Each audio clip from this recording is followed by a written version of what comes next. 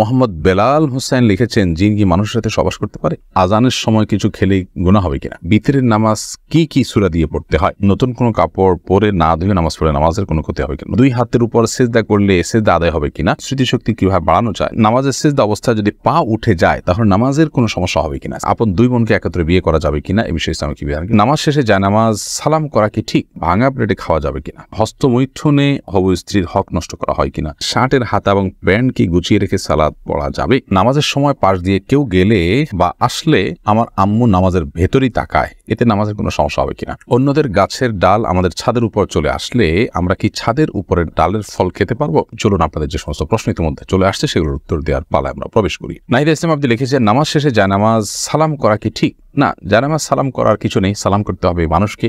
ডানে সালাম দিয়েছেন, এরপর কোনো সালাম নাই। এরপরে কোনো কারোর সাথে আপনার হঠাৎ সাক্ষাৎ হয়েছে, সেই জায়গা থেকে আপনি সালাম দিতে পারেন, কিন্তু জায়নামাজকে সালাম দেওয়া এটি কোরআন সুন্নাহর কোনো নির্দেশনা নয়। এটি যদি সালাতের অংশ মনে করে কেউ, সালাত পরবর্তী করণীয় মনে করেন কেউ, শরিয়া দৃষ্টিকোণ থেকে, ইসলামের দৃষ্টিকোণ থেকে, তাহলে সেটি বরং বিদআতে পর্যবেসিত হবে। ইসলামের নামে মন গড়া কোনো কিছু করলে সওয়াব হয় না, বরং আরো বিপরীতে গুনাহ হয়। এইচ.এম. হাসান লিখেছেন, দুই হাতের উপর সিজদা করলে সিজদা আদায় হবে কিনা? সিজদা করবেন আপনি জমিনে, হাতের উপরে সিজদা করবেন না। যদি কোনো কারণে হাতের উপরে কেউ সিজদা করেন, হয়তো জমিন তার জন্য উপযোগী না বা জমিনে করার কোনো ব্যবস্থা নেই, আদায় হয়ে যাবে তার সালাত।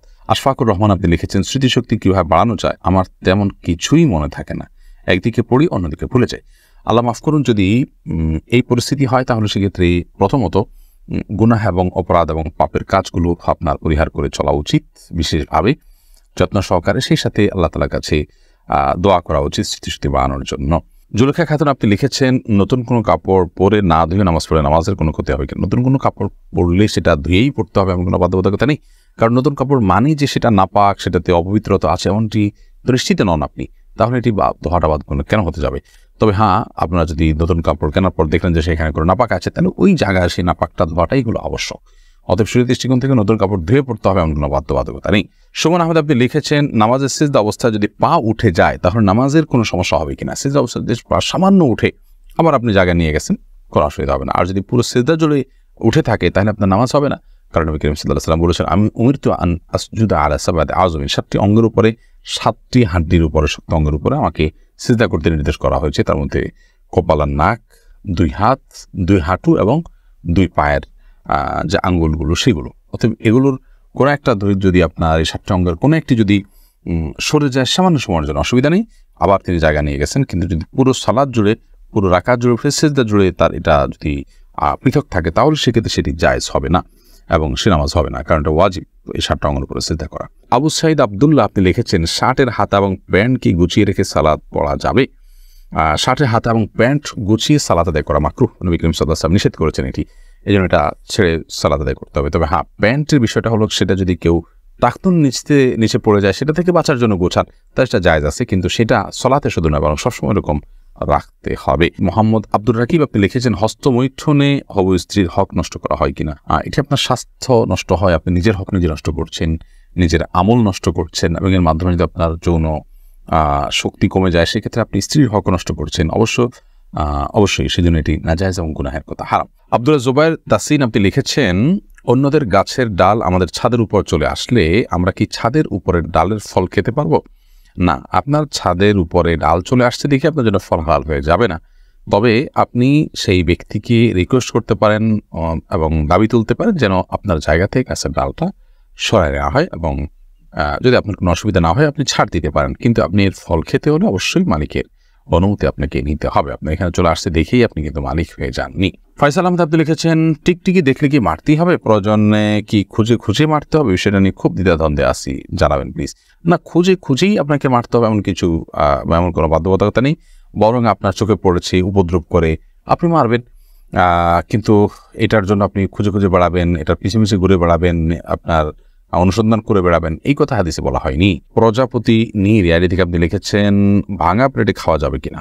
ভাঙা প্লেটে খাওয়া যাবে, কোনো অসুবিধা নেই। ভাঙা আয়নায় মাথা চেহারা দেখা যাবে, সেটাতে কোনো অসুবিধা নেই। আমরা অনেকে মনে করি ভাঙা প্লেটে খাওয়া যাবে না, ভাঙা আয়নায় চেহারা দেখা যাবে না, এটা নিছকই আমাদের সামাজিক কুসংস্কার।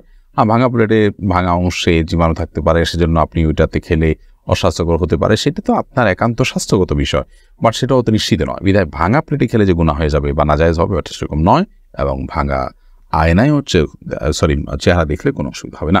তন্নি আইডি থেকে আপনি লিখেছেন, নামাজের সময় পাশ দিয়ে কেউ গেলে বা আসলে আমার আম্মু নামাজের ভেতরেই তাকায়, এতে নামাজের কোনো সমস্যা হবে কিনা? না, অবশ্যই তার দিকে তাকানো উচিত নয়, কারণ সালাতরত অবস্থায় কেউ যাচ্ছে তার দিকে আপনি তাকানোটা আপনার সালাতের যে খুশু এবং ক্ষুদ্র তার বরখেলাফ হয়। বাট যেটি করা উচিত সেটি হলো নবী আলাইহিস সালাম বলেছেন, তোমার সালাতের সামনে যদি কেউ যায় তাহলে সেক্ষেত্রে তাকে বাধা দাও। কোনো বর্ণনা আছে তাকে তার সাথে লড়াই লিপ্ত হয়, কারণ সে শয়তান, কারণ সে তোমার মনোযোগকে নষ্ট করছে, তোমার সালাতের এরিয়ার মধ্যে এসে সে তোমার দৃষ্টিকে আকর্ষণ করে ফেলছে এবং মনোযোগে ব্যাঘাত সৃষ্টি করছে। এই জন্য তাকে বাধা দিতে বলা হয়েছে। সেই বাধার অংশ হিসাবে এরকম হাত দিয়ে তাকে ইশারা দিয়ে দেওয়া যেতে পারে যদি সে টেন না পায়। আর এর বাইরে তার দিকে তাকিয়ে থাকলে তো কোনো লাভ নাই, বিধায় তাকিয়ে নিজের সালাতের মনোযোগ নষ্ট করার তো কোনো যৌক্তিকতা নেই, বিধায় আপনার আম্মাকে বলতে হবে এই কাজটি করা যাবে না। রাইসানি আপনি লিখেছেন, আজানের সময় কিছু খেলে গুনাহ হবে কিনা? আজানের সময় কোনো কিছু খেলে কোনো গুনাহ হবে না। আমরা অনেকে মনে করি আজানের সময় কিছু খাওয়া পান করা যাবে না, এটা করা যাবে না, ওটা করা যাবে না। আপনি যে কোনো কাজ করতে পারেন, টয়লেটে থাকলে আপনি টয়লেটে কাজও সারতে পারেন। তবে আপনি যখন টয়লেটে নাই, পবিত্র জায়গায় আছেন বা স্বাভাবিক অবস্থা আছেন, তখন আপনি আজান শুনলে আজানের জবাব দেওয়ার চেষ্টা করবেন।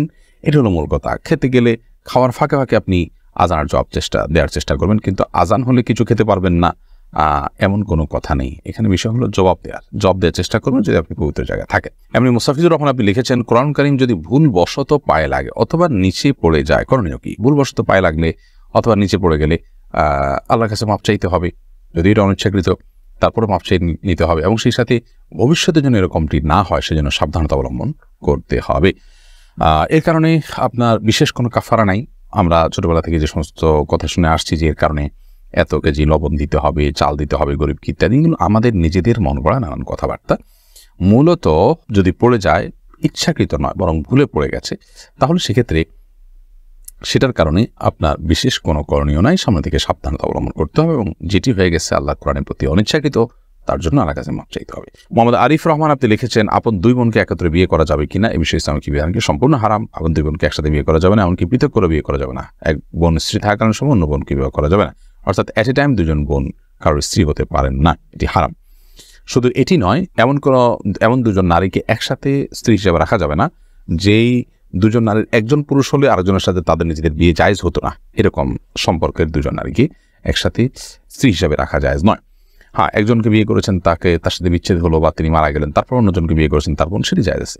লাইলা নূর কদর এআইডি থেকে লিখেছেন, স্বামী সিগারেট খেলে ওয়াইফের করণীয় কি? ওয়াইফে তাকে বোঝাবেন, যথাসম্ভব নিজে না পারলে অন্য কাউকে দিয়ে বোঝাবেন, আল্লাহর কাছে দোয়া করবেন, তারপর তিনি যদি ফিরে না আসেন একান্ত তার গুনাহ হবে, ওয়াইফ অন্তত দায়মুক্ত হবে। বিতরের নামাজ কি সূরা দিয়ে পড়তে হয়? বিতরের সালাতের প্রথম রাকাতে সূরা সাব্বিহিসমা রাব্বিকাল আলা, দ্বিতীয় রাকাতে সূরা কাফিরুন এবং তৃতীয় রাকাতে সূরা ইখলাস কুল হুয়াল্লাহ পাঠ করা, এটি সুন্নাহ।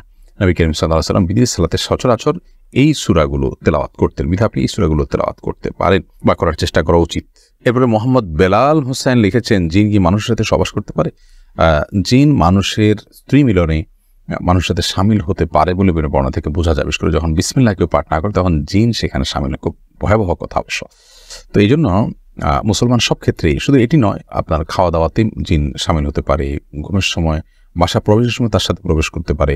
তো এই জন্য বাসা প্রবেশের সময়, খাবার পান করার সময় এবং স্ত্রী মিলনের সময় সবগুলোতে বিসমিল্লাহ বলতে হয়। বিসমিল্লাহ বললে শয়তান আর সেখানে অংশগ্রহণের কোনো সুযোগ পায় না।